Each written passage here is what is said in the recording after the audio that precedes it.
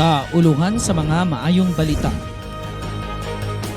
Adventist Development and Relief Agency sa Haiti naghatag og hinabang ngadto sa mga biktima sa kusog nga pag-ulan ug baha sa Port-au-Prince, Haiti. Mga kabatan-unan sa Matanao, Davao del Sur nagkatapok og nagdinasigay atol sa ilang Youth Fellowship Program. Mga kabatan-unan sa Matanao, Davao del Sur nagkatapok og nagdinasigay atol sa ilang Youth Fellowship Program.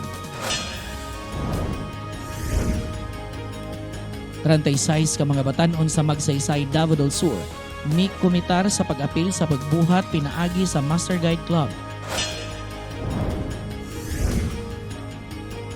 Adventist Churches palibot sa Zone 1 Magsaysay, Davao del Sur mipahigayon sa ilang fellowship program.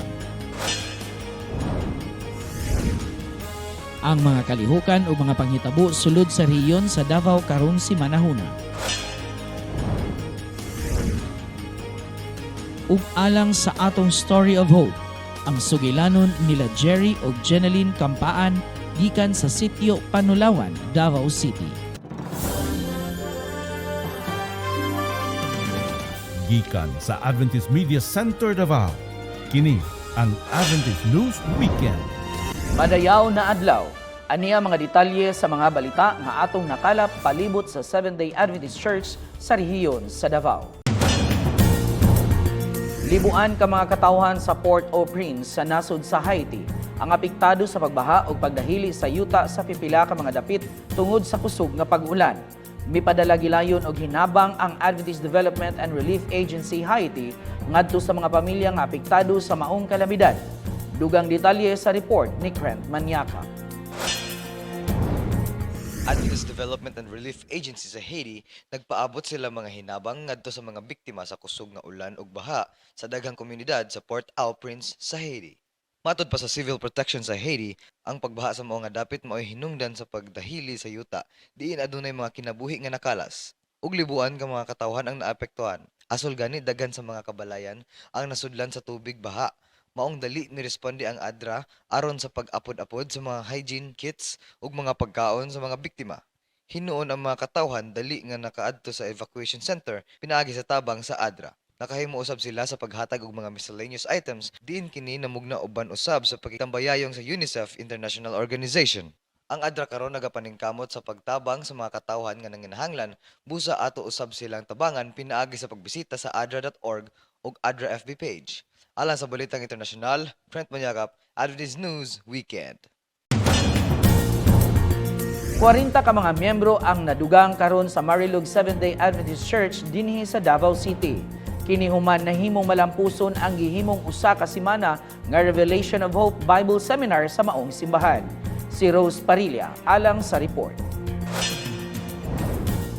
May resulta sa pagdawat sa Santos nga bautismo sa 40 ka mga individual ang gihimong usa ka semanang krusada nga Revelation of Hope Bible Seminar nga gihugna alang sa pagpakaylap sa mensahe sa kaluwasan sa Marilog Seventh-day Adventist Church sugod niadtong Agosto 27 hangtod September 2 nining kasamtangang tuig. Dili moubos 50 ka mga seminarians ang ningtambong kada gabi sa tibok semana nga seminar nga nagagikan sa lain-laing dapit alang sa pagpaminaw sa manindot nga butang ug makabuluhang mensahe nga gidalit sa atong Executive Secretary sa Davao Mission, Pastor David Bernales, ug uban sa suporta sa mga kaigsuonan sa Marilog E-District, pinaagi sa pagtambong matagabi, pagpanghatag og mga snacks ug pahalipay ngadto sa mga seminarians.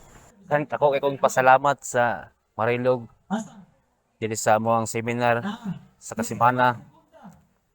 O daghan po kong na katunan nga mga pulong sa Ginoo. Ug aniya ang atong pagpakikinabi ni Pastor David Bernales. Mutabong kapasalamatan o daigon kayo ng atong buhi nga Ginoo tungod sa kalampusan sa usa ka semana nga evangelistic meeting niini nga dapit.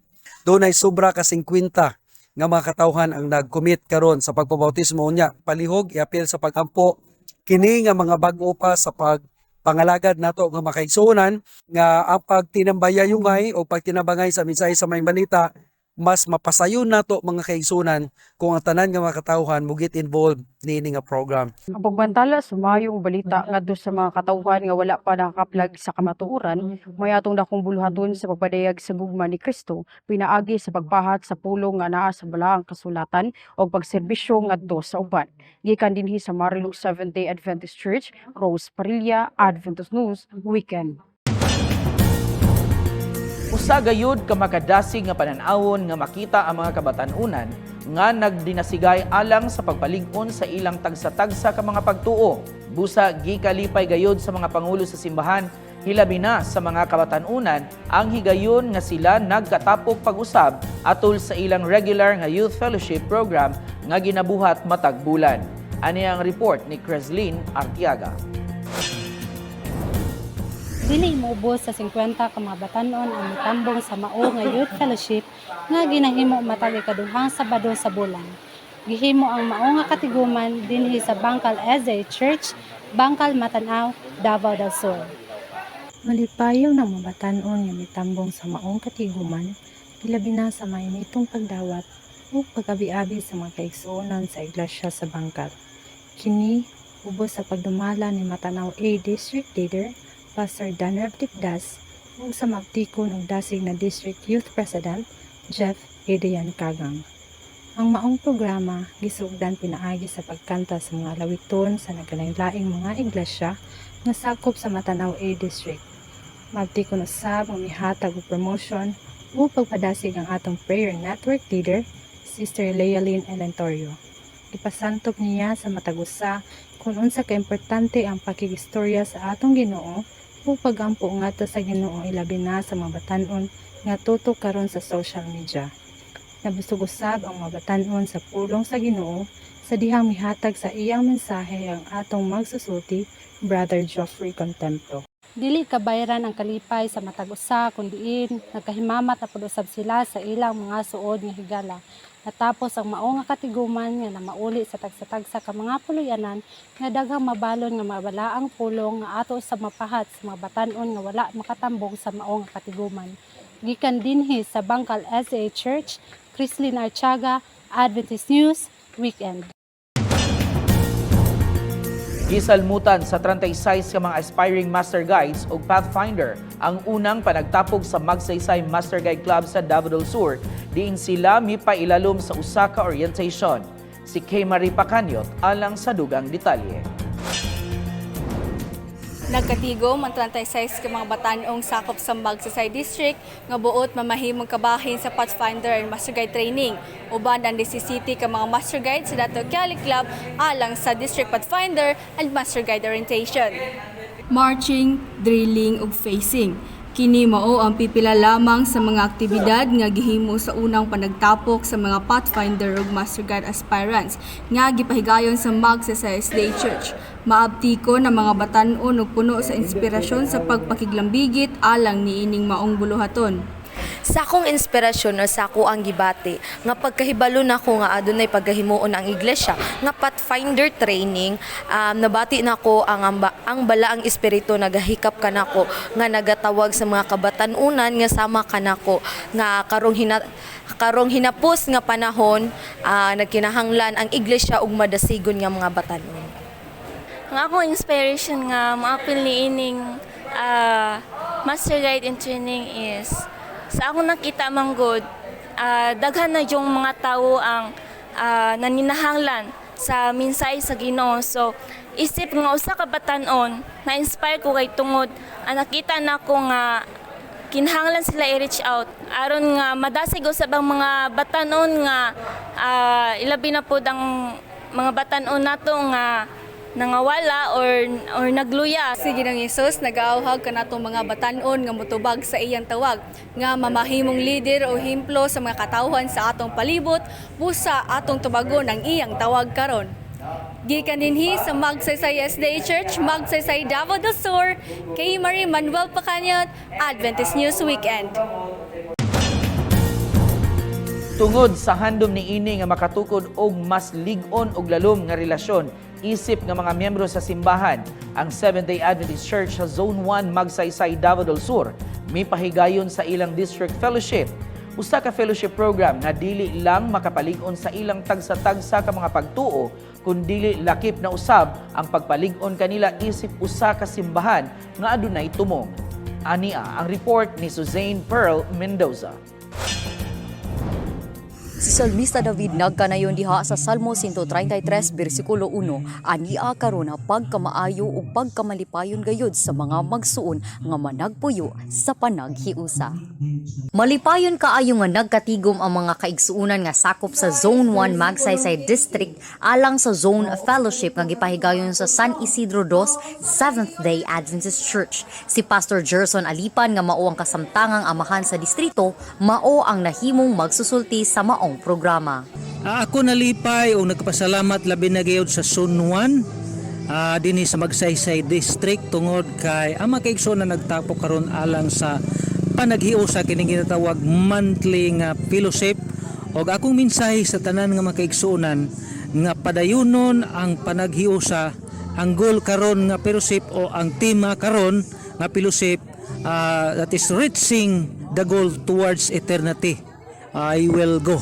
So kini nga maong buluhaton alang gisalutan kini sa mga kabataan, mga kabatanunan, mga tigulangan ug leaders sa matag iglesia. Kini nga mao nga kahimuan alang kini sa pag-andam sa kaugalingon alang diha sa langit. Kusa sa kanunay magmaligon ta, magpapadayonon kita alang diha sa buluhaton sa Ginoo. I will go. Kini nga panagtapok landong lamang sa panagtigom didto sa langit diin kita adunay kahigayunan sa paghimamat ug pagdinasigay sa atong mga kaigsuonan. Tumang kalipay ug puno sa panalangin usab ang gibati sa mga kaigsuonan nga nahimong kabahin niini. Nalipay ko karon nga naka-apil ko ning fellowship karon kay feel nako nga blessed ko karon ug blessed pud ming tanan kay dili ni basa-basa ning fellowship kay nagkihusa ta dire para kitang tanan makinabsab tanay og masabta tong panalangin sa Ginoo og lipay kay ko nga naa ko dire kay feel nako nga bless ko nga naami sa akong mama papa dire nga naami diring tanan na nakapaminaw sa panalangin sa Ginoo. Nagbalampuson ang gipahigayon nga programa diin nagmalipayon ang tanan sa paghimamat sa mga kaigsuonan nga nagikan sa nagkalain-laing mga iglesia. Gikan dinhi sa San Isidro II Seventh-day Adventist Church, Magsaysay, Davao del Sur. Suzanne Pearl Mendoza, Adventist News Weekend. Ani ang uban pang mga kalihukan o mga panghitabo sa nagkadaiya mga lugar palibot sa teritoryo karong simanahuna. Marilog B District ubos sa pagpangulo ni Pastor Sanito de la Peña, dungan nga gihimo ang Elders Crusade o pagtan-aw sa My Journey with God. Samtang sa Bansalan District, siyam ka mga individual ang midawat sa Santos nga bautismo. Og sa Kapatagan District sa Cluster 4, 37 nga mga individual ang midawat usab sa Santos nga bautismo.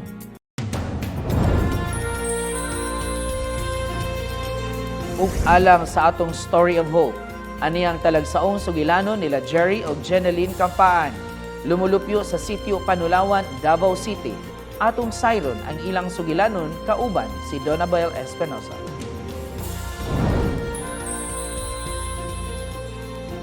Ang balaang espiritu naghatag sa mga magtotoo og gahom sa pagkinabuhi sama ni Jesus ug mahimong maisugon nga mga saksi alang kaniya. Busa mga kapaglaom atong saksihan ang makahatag paglaom nga sugilanon niining usa ka pamilya kung giunsa pagpag-o sa Dios ang ilang kinabuhi. Hi, ako dai si Jeneline Campaan, 28 anyos. Sa una pa jud nga wala pa ko nagasimba sa una magud nga panahon. Nagsimba jud ko SDA. Then naminyo ko nya dili mo sugot akong bana nga mo simba lagi ko. Motong na iniabot nga SDA nga tig mga liman. Unya na nagpa-Bible study ko kay gihagad po ko sa akong anak nga mapa-Bible study ta ma ana akong anak. Lami kay sa akong feel ba nga halag yan hiko diri sa SDA kabalo ko nga mahal jud ako ang SDA then pag abot diri niya nag-Bible study nami kada adlaw. Then akong bana kay nasuko man kay kada adlaw daw unsa daw na nga klase nganong kada adlaw unsa na nga klase nga simba nako dili man na simba Bible study man na unya diri mi sa simbahan ato permiro nagpa Bible study time jud nga nisimba nako nisimba nami sa akong tulo ka anak og ako Then akong bana kay wala palagi na palagi siya sa kalibutanon nato nga time. Ni nag-inom siya. Nag-inom akong bana pag uli alas 11 sa gabi eh. Then ana siya nga pamatyon daw niya kay tan-awon daw niya og mabuhi daw mi kung maluwas ba mi pagkahuman niya patay sa muha kay unsa daw na ang SDA, unsa daw na ang pagsimba sa Adventista. Mao tong higayon na nga murag sakit kay sa kong dughan na trauma ko ang akong gibuhat sa kwarto. Anak ko nak, nagmay si papa mata nak, pang mata mo nak. Mangluhod ta mangampo ta nak, mangluhod ta anak ko. Nanirado mi sa kwarto ano ko nak. Pagtali manghunghong lang ta magampo tas Ginoo pero nagkurog akong tuhod nga lagi murag ay ngisi akong bana nga mamatyon daw mi niya anak siya. Unsay nakaon sa akong bana imbis gilaka na niya. Yang gabrihan ang pultahan. Pangaman ako ampo. Anak ko nak pangbantay mo nak bantay. Kay magawas gani sa papan. Lumbahan na jud tagdagan. Anak ko saya. Anak ko nga pagdungog na ko sa tingog na naman sa likod sa amo ang balay. Pagtingog niya kay naaman jud sa kanang gawas. Isa ra jud kahabol akong gibiran nak lumbahan na imigdagan niya akong duha ka anak kay kanang namunit pag chinilas niadto ko dito sa kanang pulis na abot ko hugaw pa kay akong lubot kay na-slide ko sa akong katrauma. Wala akong nag-ilis, bahala na sa nina diha. Abot ko sa barangay. Pero bago ko, niato ko ka ng DSWD, pero bago ko, nangayo ko giya sa Ginoo. Lord, tabangin taong ko, unsaon ako ni. Nya, tabang ka na ginaampo po nila sa mga kaubanan nga, anak ko, mura gani kanang sa akong kasuko sa akong bana. Gikuanan ko na ko siya 15 days di makadol sa kuha. Para lang dili gud siya makadol sa kuha niya. Kan sige silag ampo na maingon sa kuha nga sis ginaampo gud kanamo. Mura gud gani akong kasing-kasing nga mura gud gisilhigan og pila ka tawo parang wala na ang sakit sa akong dughan. Gidaol na ko akong bana.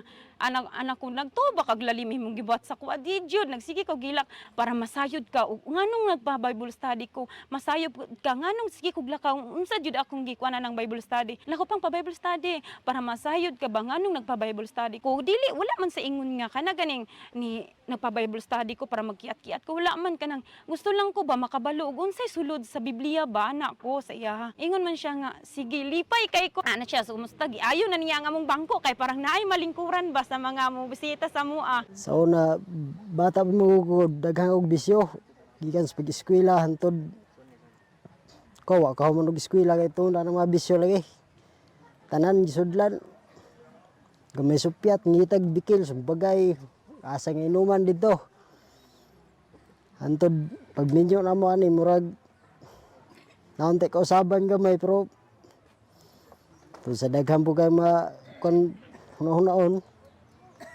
da wa na hunong mga bisyo sige inom sugal sinasa nga kan adto suroy daghang nga akong mga barkada daw sikos lang agnihong kon lab pre siya pre laylo lang sa kwara murag kapanimahon og tandoy murag laeng naman kaysa una wa po kasulod kamay supyat inom ako pa mo gasto karon wala na murag bawat piso murag sayangan naman no kung palit no akong igasto sa mga kauban og inom palit lang na pagkaos ng mga bata karon no nga nahiusan na mo sa iglesia sa SDA kanang lamig gud kay sa piling ba nga kanang ala uban na ako akong bana uban na akong anak kanang lamig kayo ba nga moingon akong anak nga ma mata na makay Sabado na ron ma.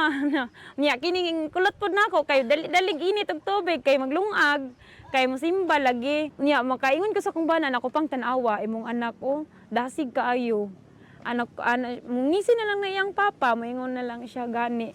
Nindot anak ko nindot jud pang padakon ang bata sa kanang maayo kanang kay kung dili man gud kamundang sa bisyo or bungkag pata kanang ato pong anak kanang way pakialam kanang gubot pud gud ilang utok karon sabay lipay pud kay sila kay naaman ilang lula sa simbahan. Ikaduhang Juan 1 bersikulo 9 nagpahinumdom kanato nga bisan kinsa nga nagauna og dili magpabilin diha sa pagtulun-an ni Kristo siya wala magbaton sa Dios. Siya nga nagapabilin diha sa pagtulun-an ni Kristo anaaman kaniya ang amahan ug usab ang anak. Kini si Donabel Espinosa alang sa atong Story of Hope hangtod sa sunod nga higayon.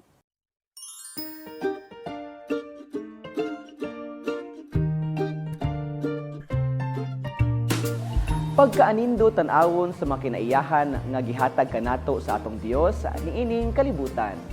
Sa pagkabuntag ngadto sa gabii, adunay klase-klase nga mga butang ang angay natong dayigon. Usa sa mga butang nga atong makit-an sa kawanangan inig gabii mao ang mga meteors. Ang meteoroids sa mga butang sa kawanangan nga lain-laing gidak-on gikan sa mga lugar sa abog ngadto sa gagmay nga mga asteroid.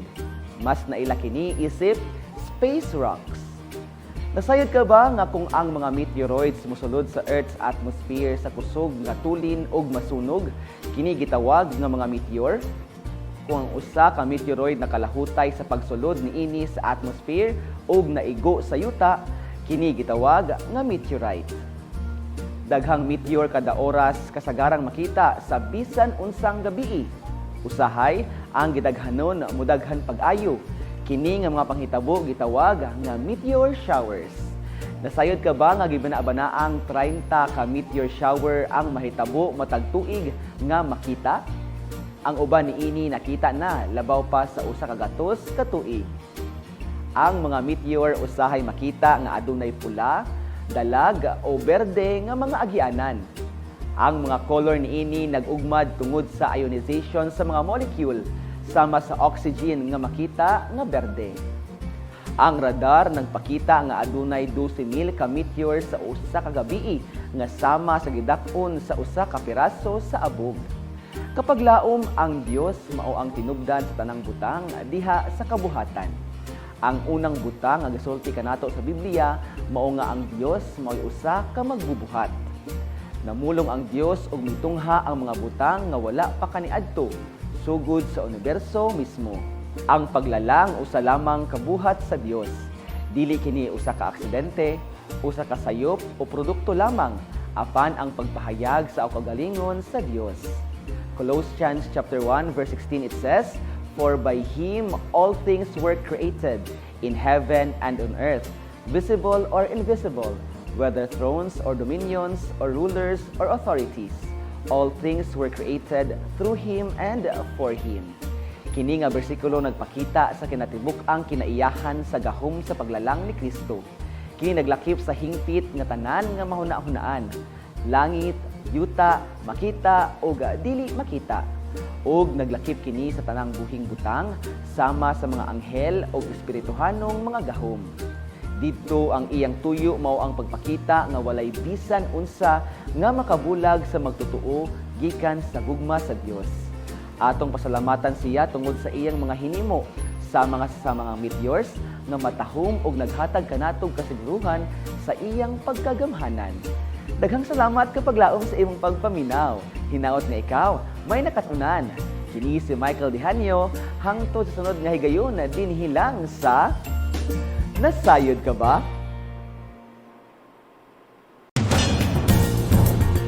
Ani ang kahimtang sa atong panahon karong adlaw ug sulod sa umalabot nga mga adlaw kauban si Elena Marie Catolico.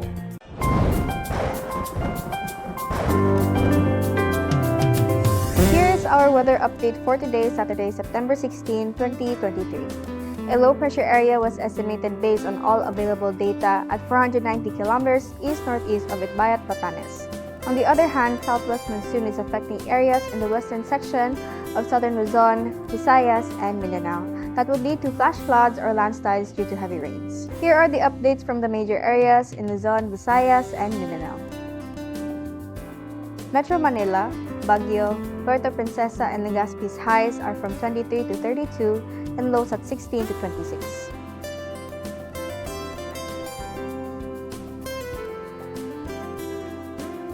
In Cebu City, Iloilo, and Tacloban, highs are at 31 to 32 and lows at 24 to 25.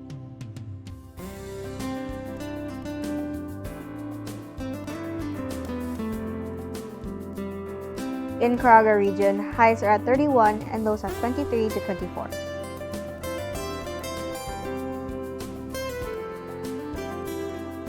Northern Mindanao's highs are at 31 and lows at 24.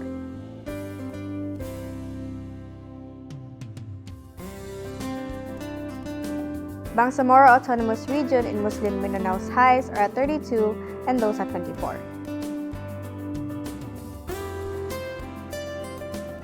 Zamboanga Peninsula's highs are at 30 and lows at 25.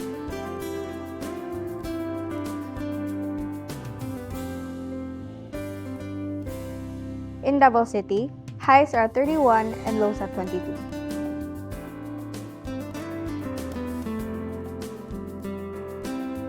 And lastly, in Soxargen, highs are at 31 to 32 and lows at 24.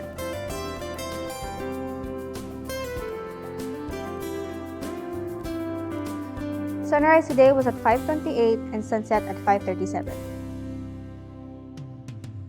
Life can go through many weather categories. The good news is that we can build deeper faith and perseverance by walking through life's weather disturbances. In Davao City, Philippines, this is Elena Mercatolico for Adventist News Weekend. Inyong nabati o nakita ang mga balita sa mga panghitabo nga atong nakalap sulod sa teritoryo sa Davao Mission karong simanahuna. Ang Adventist News Weekend imong mabati pinaagi sa AWR 104.3 Hope Radio Davao ug AWR 107.1 Hope Radio Davao del Sur matag Sabado sa alas 7 sa buntag, alas 12 sa udto ug alas 8 sa gabii. Imo usab kini makita matag Sabado sa alauna sa kahaponon pinaagi sa Hope Channel Philippines broadcast diha sa GSAT Channel 37. Dinhi sa Davao Region, ang Adventist News Weekend anaa sa Panabo Cable Channel SD75 ug HD 147 alang sa mga lumulupyo sa Davao City, Panabo City ug Carmen, Davao del Norte. Sa Bansalan Cable TV Channel 55 alang sa mga lumulupyo sa Bansalan, Magsaysay ug Matanaw, Davao del Sur ug diha sa ato mga kapaglaom sa Davao de Oro ug Davao Oriental. Ang Adventist News Weekend makita pinaagi sa Trinity Cable TV Channel 57 ug sa tanang cable networks nga adunay Hope Channel Philippines broadcast sa tibuok Pilipinas. Kapag laom, buot kami magpasalamat kanimo sa walay puas nimong pagsuporta pinansyal ug pag-ampo alang sa padayon nga pagsibya sa ato mga programa dinhi sa Hope Radio Davao ug Hope TV Davao. Sa ngalan sa Hope Channel Davao ug sa buhat media sa rehiyon sa Davao, daghang salamat sa ato mga iglesia nga naglangkob sa Orban Digos District, Davao del Sur, ubos sa pagdumala ni Pastor Jebby Vinzon. Daghang salamat kaayo sa ato mga opisyales ug sa mga kaigsuunan sa mga iglesia sa Bajang, Kugon, Guma, Yagot, Mahayahay, Mati Capitol, Napan, Nazareth, Orayon, Power, Ruparan, Small Group, Tiguman, 3 de Mayo ug Zion Adventist Churches nga naglangkob sa Orban Digos District sa inyong walay puas nga makanunayon nga suporta sa pagsibya sa AWR Hope Radio Davao ug Davao del Sur ug Hope TV Davao. Ug kapag laom, bisan asa ka man karon sa tibuok kalibutan, hinumdumi, gihigugma ka sa Ginoo. Sa ngalan ni Rowan Katoliko, sa ato mga pangulo sa Davao Mission of sa Seventh-day Adventist sa tibuok pwersa sa Hope Channel Davao, ako si Bijazri Labaho, ug daghang salamat sa imong pagpakig-uban samtang kami magapadayon sa pagsibya sa minsay sa paglaom nga si Hesukristo mubalik.